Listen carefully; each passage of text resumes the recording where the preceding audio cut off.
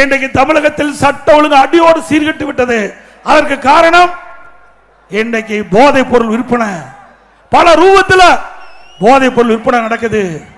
இன்றைக்கு கஞ்சா கிராமத்திலிருந்து நகரம் வரை விற்காத இடமே இல்லை. அந்த போதைப் பொருள் பல வடிவத்தில் இன்றைய தினம் வெளியிலே வந்ததாக செய்திகள் பரவலாக தெரிவிக்கின்றன. அப்படிப்பட்ட கஞ்சாவை தடை செய்ய வேண்டும். அதற்காக ஒரு டிஜிபி இருந்தார்.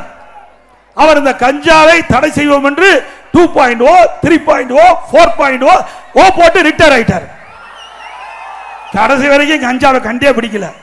ஏன்னா பெரும்பாலும் திமுக கட்சி நிர்வாகி துணையோடு தான் இந்த கஞ்சா விற்பனை தமிழகத்தில் அமோகமா நடந்துகிட்டு இருக்குது. அப்ப எப்படி போய் காவல்துறை இந்த கஞ்சாவை கட்டுப்படுத்த முடியும்?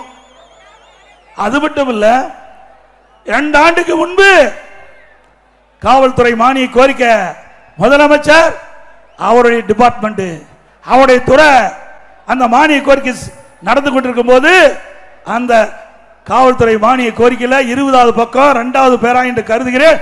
அதில் குறிப்பிட்டிருக்கார், பள்ளிக்கு அருகிலே கல்லூரிக்கு அருகிலே 2348 பேர் கஞ்சா விற்றதாக கண்டுபிடிக்கப்பட்டது. அவர் கைது செய்யப்பட்டது 148 பேர், கண்டுபிடிக்கப்பட்டது 2348, சிறையிலே அடைக்கப்பட்டது 148 பேர். மற்றவர்கள் எங்கே போனார்கள்? கஞ்சா வச்சா குற்றம், கொண்டு போனா குற்றம், விற்றா குற்றம். அப்படி இருக்கின்ற பொழுது நீங்களே உங்களுடைய காவல்துறை மானிய கோரிக்கையில குறிப்பிட்டிருக்கிறீங்க, என்ன விவரம் என்று கேட்டா பதிலே இல்லை.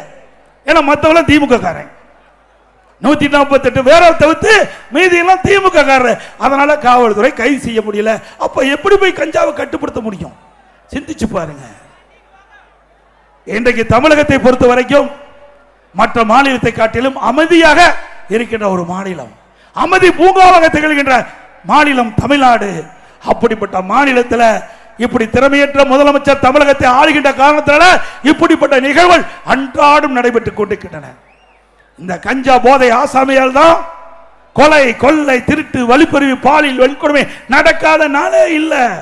சிறுமி முதல் பாட்டி வரை யாரையும் விட்டு வைக்கல. அப்படிப்பட்ட கொடூரமான நிகழ்வு தமிழகத்திலே நடந்து கொண்டிருக்கிறது.